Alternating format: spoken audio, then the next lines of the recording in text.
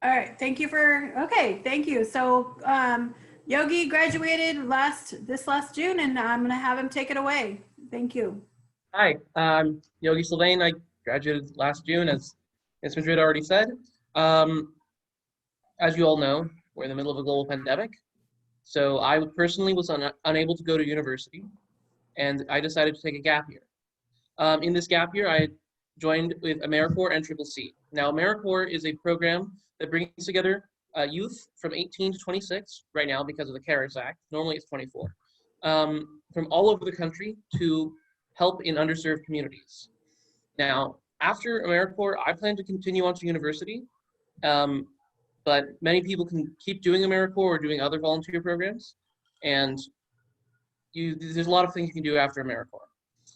I chose to serve because I felt like I wanted to serve our country in this time of need.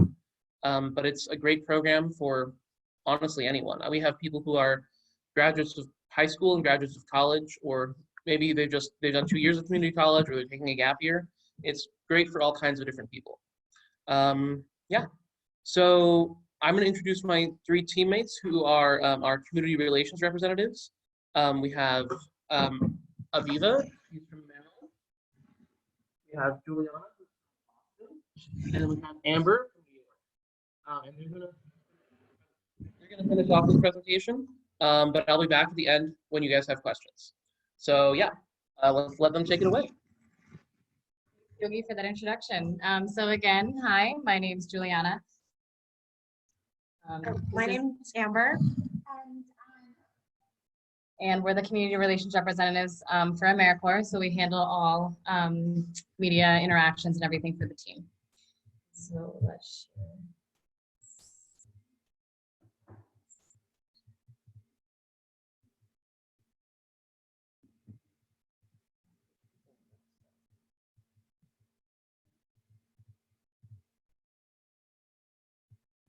All right, y'all can see that?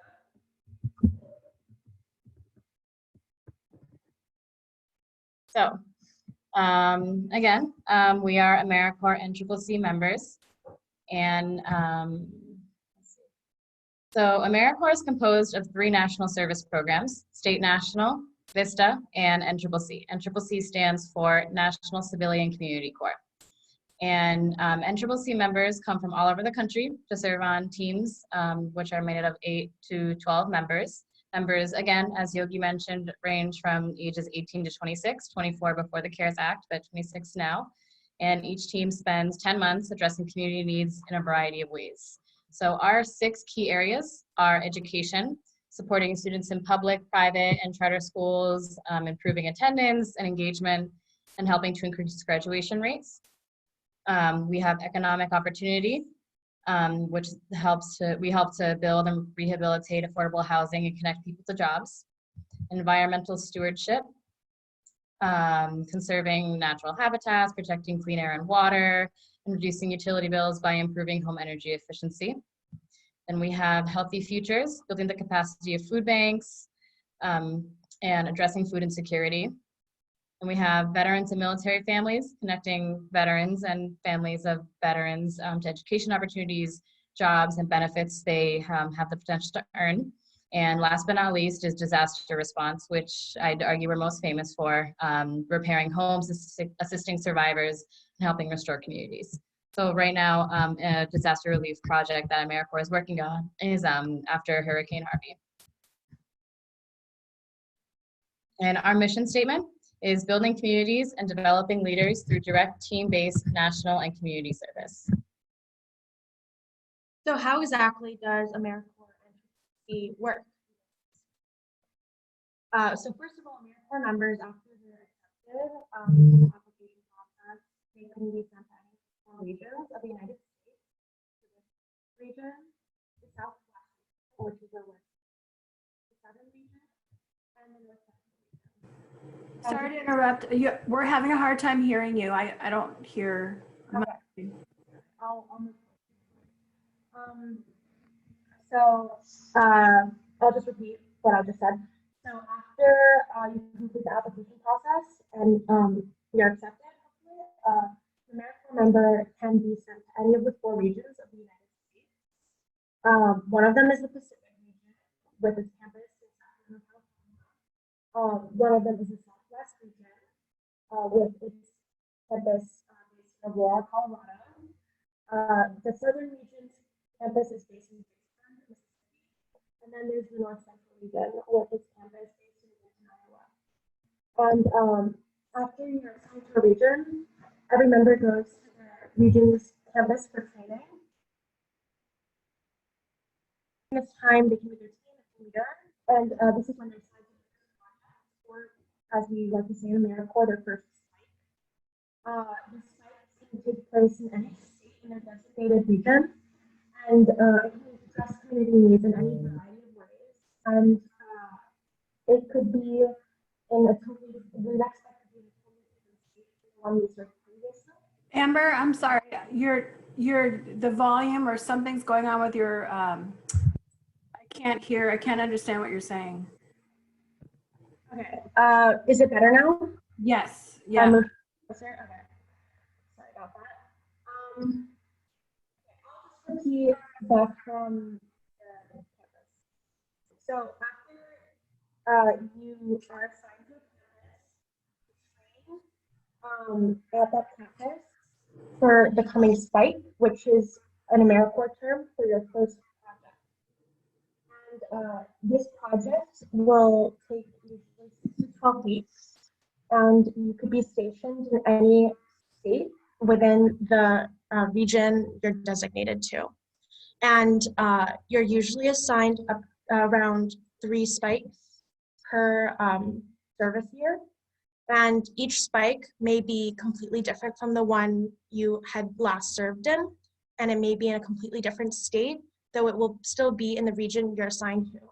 So our AmeriCorps team, we're based in the Southwest region. Each spike may take place in a different state within that region and will address community need in a different way.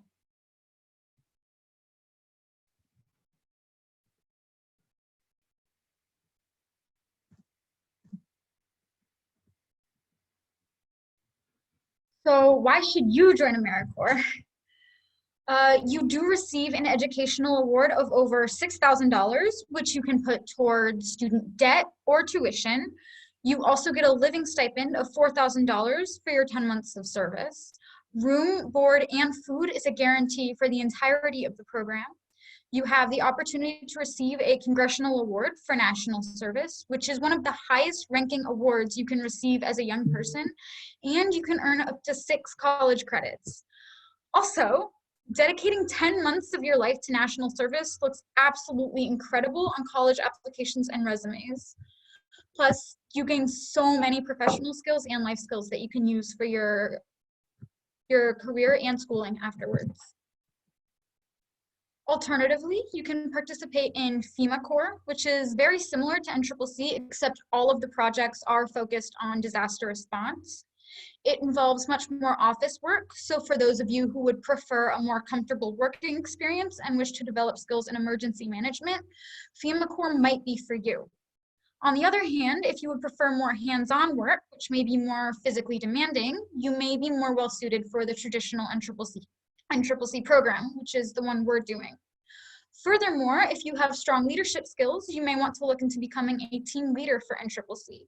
Team leaders earn a larger stipend, but have to fill out much more paperwork and take on a lot of responsibility for this team.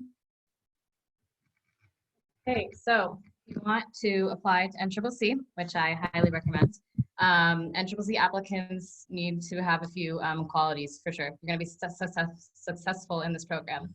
So high functioning and mature. You need to be responsible. You need to be able to take care of yourself, take care of others while you're in this program.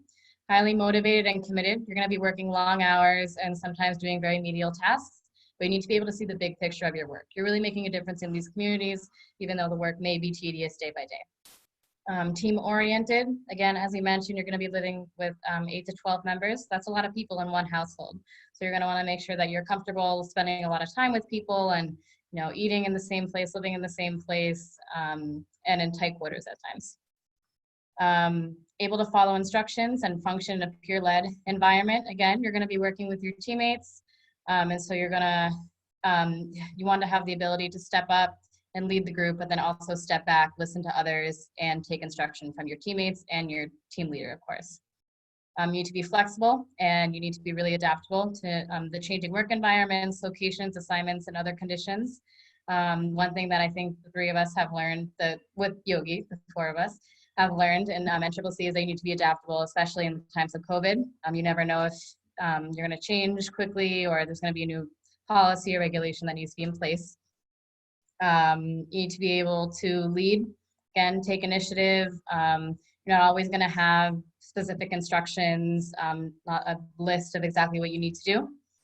And you need to understand NCCC rigors and commitment. While this program is really fun and you'll learn a lot during your 10 months of service, NCCC has a lot of rules and expectations because, again, we're a government organization and we're representing the government.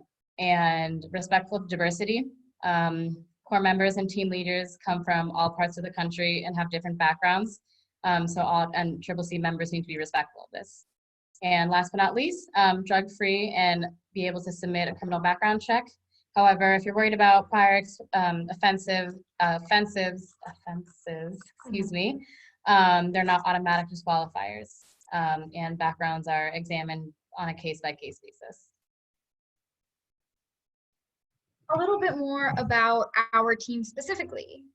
We are stationed in Kansas City, Missouri, working with a local nonprofit. Our work has consisted of removing invasive species, refurbishing a home, tending to community gardens, and assisting with the community's curbside compost program. These projects have given us skills in identifying native versus invasive plant species, construction, mainly demolition, planting and gardening, and understanding how to properly compost scraps, which I am definitely going to take on with me after this program, and I know most of my teammates are too.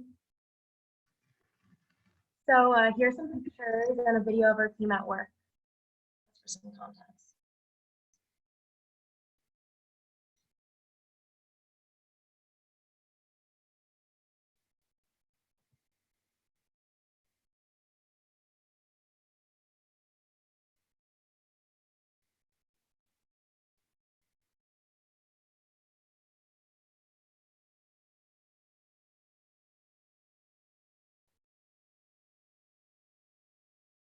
Can you all see the video?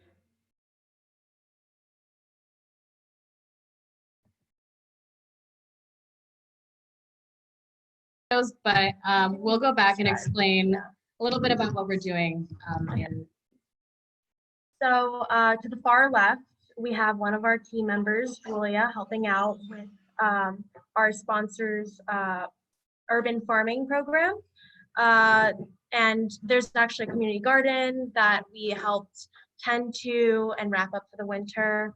It boosts kind of like community spirit in the community we're working with, and also promotes awareness about nutrition and healthy living styles.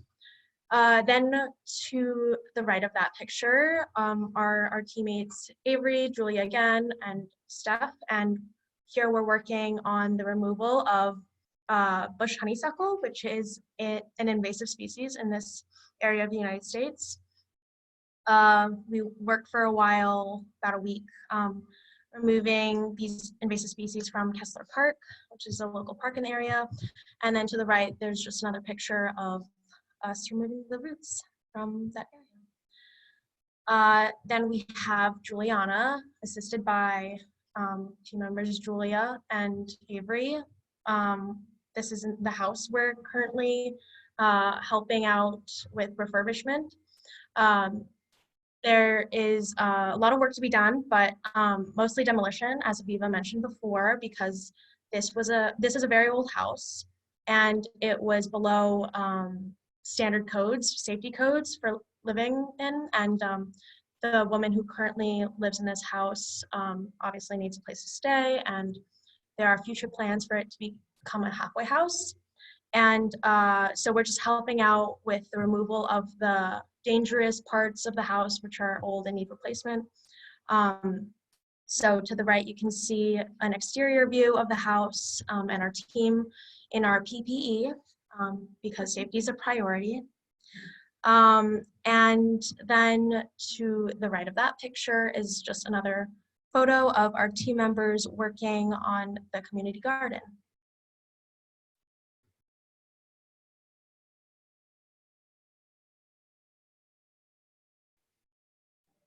Yeah, so we have a survey monkey we would like everyone to fill out for community relations purposes. We'll provide a link, but there's also a QR code for those who prefer to use that. You can just go, for those who don't know, you can just go to your camera and then it'll scan, and then you can just quickly fill out the survey. It shouldn't take you more than a few minutes. It'll just help us get a survey of who's interested in AmeriCorps for numbers purposes. Yeah. Also, if you have an Android phone, you can also use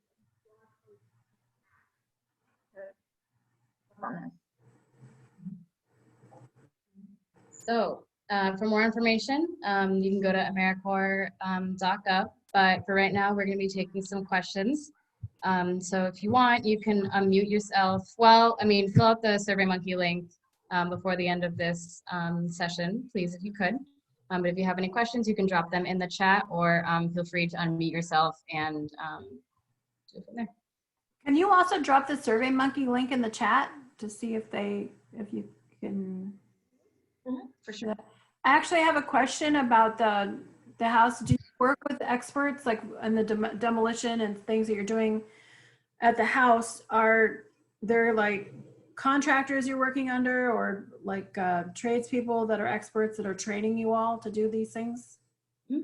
So we're working directly with an organization just throughout this whole entire spike called Jerusalem Farm. And the members in Jerusalem Farm have a variety of different expertise and have different experiences working on houses. And so we're working with 2 members from Jerusalem Farm who do have experience working on houses. And then also contractors come in and out during the day to do more of the more technical work. But the 2 members, lead us throughout the day and then give us tasks as the day goes on. Okay. And another question that I have is that what's the percentage of going directly from high school versus college graduates do you have in your program right now that you're seeing? There's not an exact ratio per se. I think there's a good mix of post-grad from high school and post-grad from college. Usually it's just the gap year ages, not selectively, but usually it's like 18 and 19-year-olds and 22 year-olds, because those are years in between school and trying to figure out things, perfect opportunity for a gap year. So yeah. But especially with COVID, there's been a bigger age range here, especially with the CARES Act. I will say, I think there is more than half of our members probably have just graduated high school. We're looking to go to college and then deferred because of COVID, especially this year. That was a really popular option. So I don't know if that's going to continue for the next session or so because of COVID, but yeah. And along those lines, if someone is accepted, let's say if they're deferred their acceptance, is that much of a problem? Is deferring acceptance and taking that gap year to do AmeriCorps? I would say it really depends on the schools. So in my case, I was planning on going to the University of South Florida and I deferred. The deferral process for that school is different from the deferral process of many other schools. A lot of times what you can do is you can fill out a form, say what you're doing, and then have it get approved. Something like this. If it's something that you really wanted to do. Alternatively, you could not apply to college this year in the program and apply while you're on the program. So that's something Sorry, I can't hear the last part. Can you say that last part again?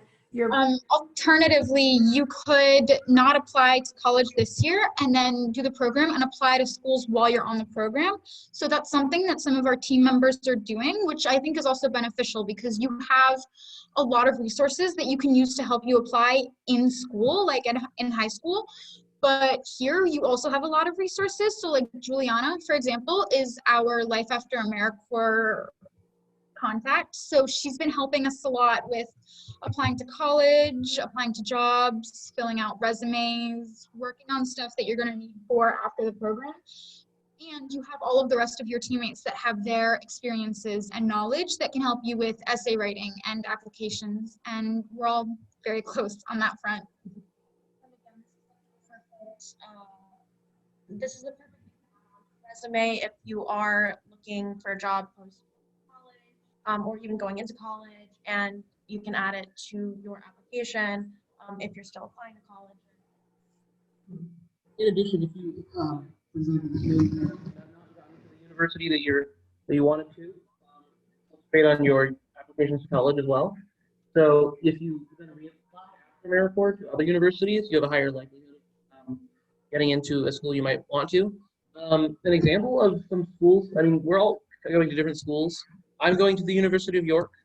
Aviva is going to University of Suffolk.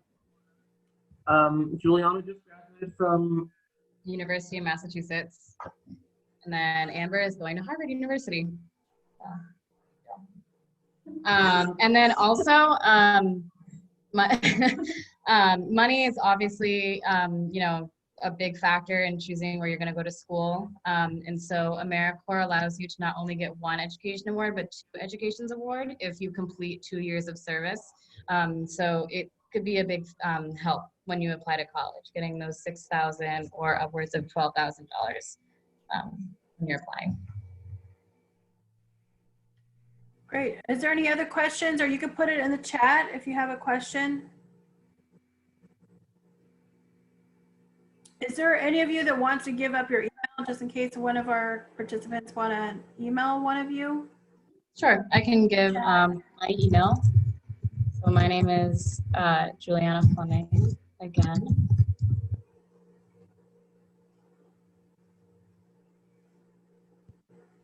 Great. My contact. Hello? Can you guys hear me? Yes. Okay. Well, earlier you guys said that, I know this is kind of a weird question. You guys said that it was like a government organization. I don't know how to explain this, but like not politically, like not political views or whatever, but like the organization itself, is there like anything that they do support or that they don't support? Do you know what I mean?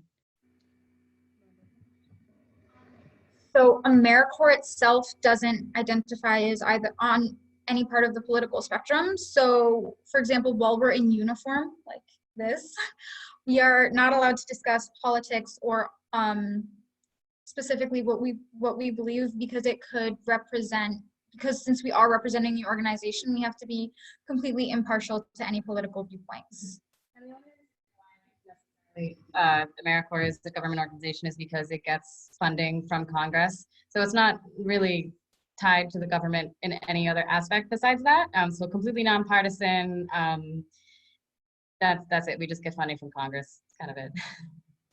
And I think you'll find with most nonprofits, they do tend to stray away from politics because they rely on bipartisan support. Okay, that was all. Thank you.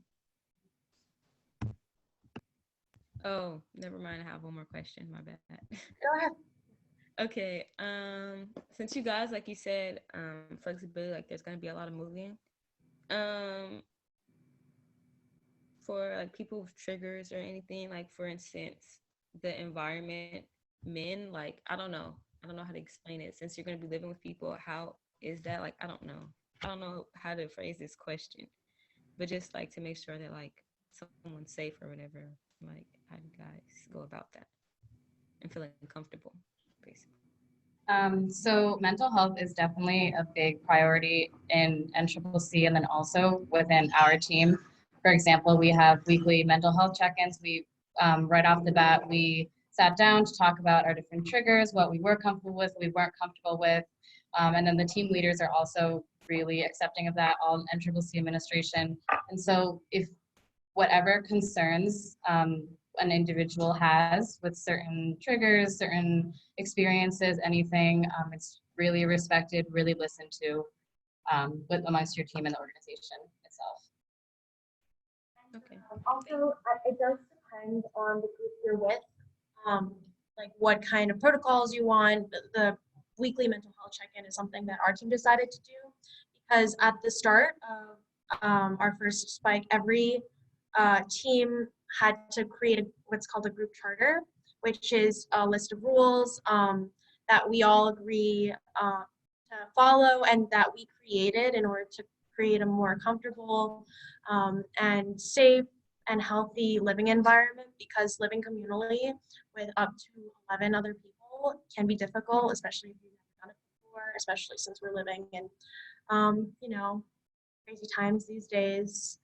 It's important to have that open line of communication with you and your other teammates. Additionally, the campus themselves, the organization also provides access to mental health services throughout the healthcare that you are provided when you join the organization.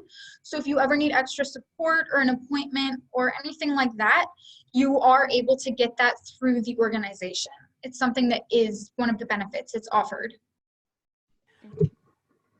What about medical? Do you got or do you receive medical care if you get injured or something? And are you covered that way also?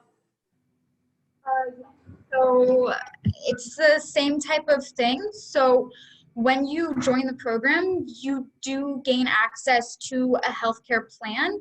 It is not the same thing as a health insurance plan. So they go over a lot of the specifics of what you would want to use in different circumstances, but you do have basic coverage. Yes. Well, it is preferable that you have your own insurance because what we have are health benefits. And there's nitty-gritty details to this, but in the case of emergency, you are covered. But again, you should have insurance going into this program. Is there any other questions, anyone? Anybody? Feel free to enter in the chat, or you can email, Juliana has put her in the chat. So feel free to reach out to her, or you can always email me, adrianmadrid@ccusd.org. And I can put you in touch with Juliana as well. Yeah, definitely email me if you want to check out the website after we get off this call and kind of the application process. I can help you with that. Even Amber will also help you with that if I'm not around. And really any questions whatsoever. Right. One thing I think one of you mentioned, because I had this question for Yogi, they put you in a place that's not where you live, right? When you live, if you're living in LA area, you are not going to be working in LA. You're going to be going to some other part of the country for sure. Right? Yeah, that's not entirely guaranteed, but most likely, yeah. Like the three of us are from the East Coast and we were put on in the complete opposite direction. So yeah. You really can have a project anywhere though. Like before last year's team went home, I know one of the teams was actually serving in Maui before they had to go back. So you can really go pretty much anywhere in the US and the US territories. Does Yeah. that include Puerto Rico? Do you have a team in Puerto Rico too helping with Yeah, I believe a team was sent to Puerto Rico. I don't know if there's necessarily a team now, but that was also an exception when Hurricane Maria happened. Any really NCCC members who could speak Spanish, a lot of them went over to Puerto Rico, regardless of where they were in the region. But that's a rare occurrence if you're.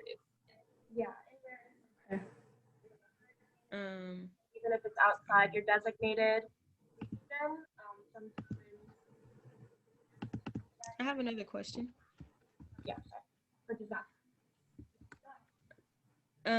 This is in regards to like outside of what you guys do inside of I don't know. I don't know how to explain it, but you guys said you could do you guys have like jobs outside of this? Like, how do you guys maintain, like, I'm kind of lost. How do you guys like maintain like not just social life, but like money and like stuff like that? I heard you say like there's housing and stuff, but like, yeah, that's my question.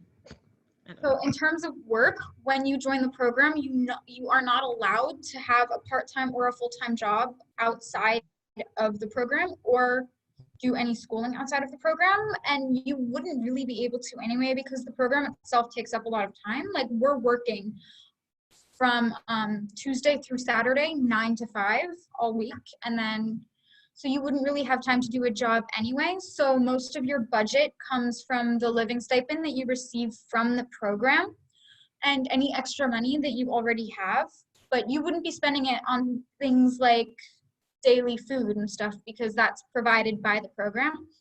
And in terms of social life, our team is very close. We do everything together outside of work too. We have fun together, we do activities together, stuff like that. And it is also highly encouraged that you keep in touch with your friends and your family back home for both mental health purposes and just to relax. Like I call my sister pretty regularly, I call my friends pretty regularly, and I know the rest of my team does too.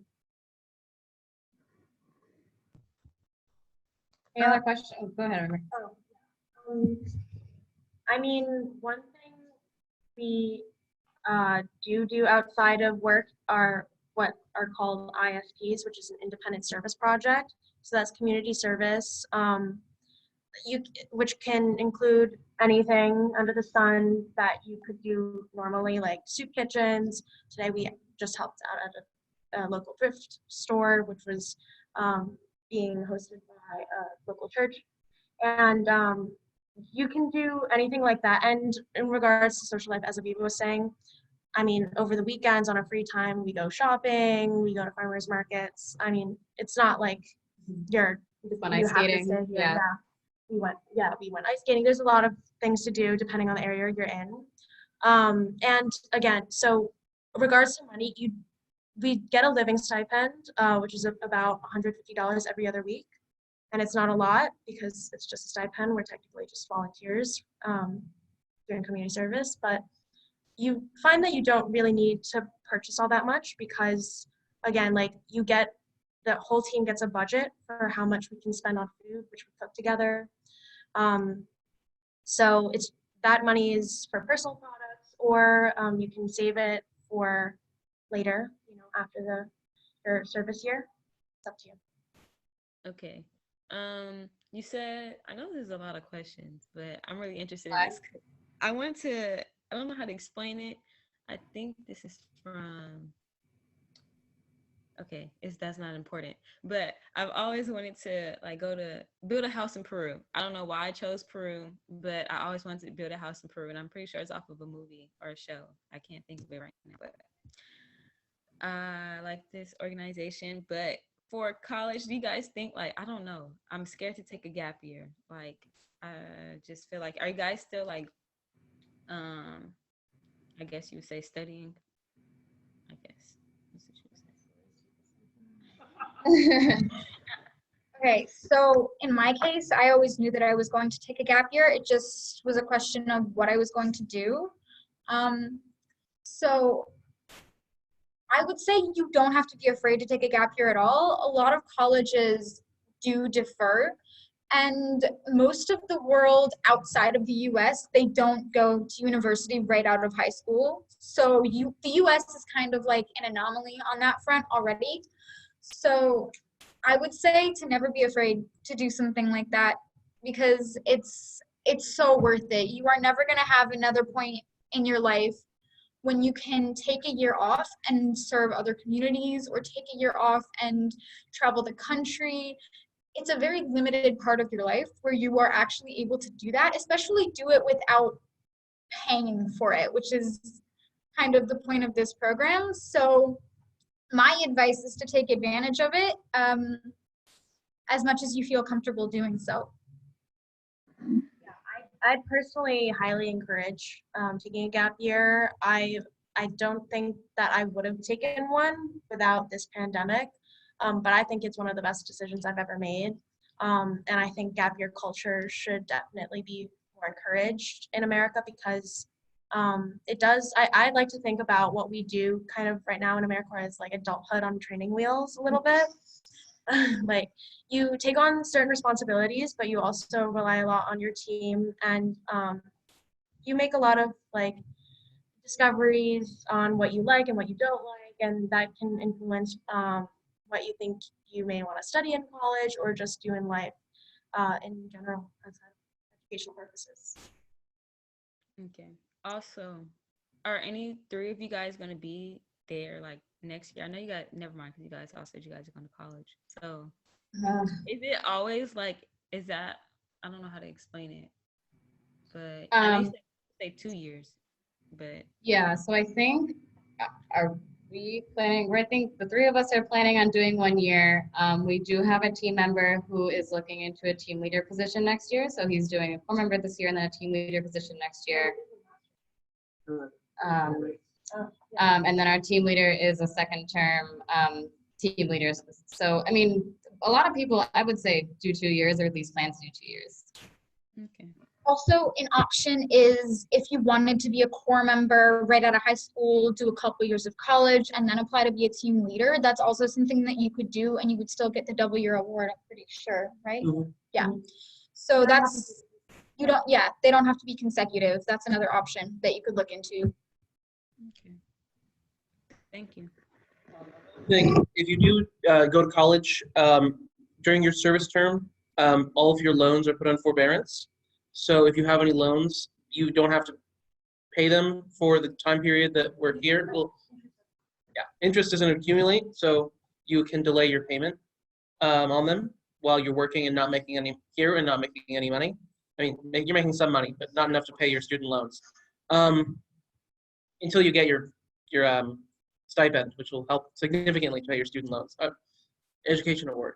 So yeah, if you do go to college first, your loans will be put on forbearance while you're serving, which is really nice if you have student loans.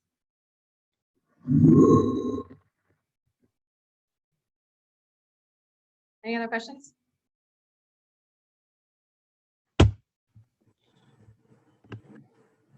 All right, well, we're gonna end it there. Thank you so much, ladies, for taking the time to share about AmeriCorps. I learned a lot because I didn't know a lot about AmeriCorps, and this sounds like an excellent way to build your resume. And like Amber, I think Amber, you said it was like adulthood on training wheels. Yeah. Perfect. That's perfect because yes, you are kind of almost you're in a setting where it's very supportive, but you are taking on a lot of responsibility as well. And so, yeah, good luck with college for you all next year, I guess. One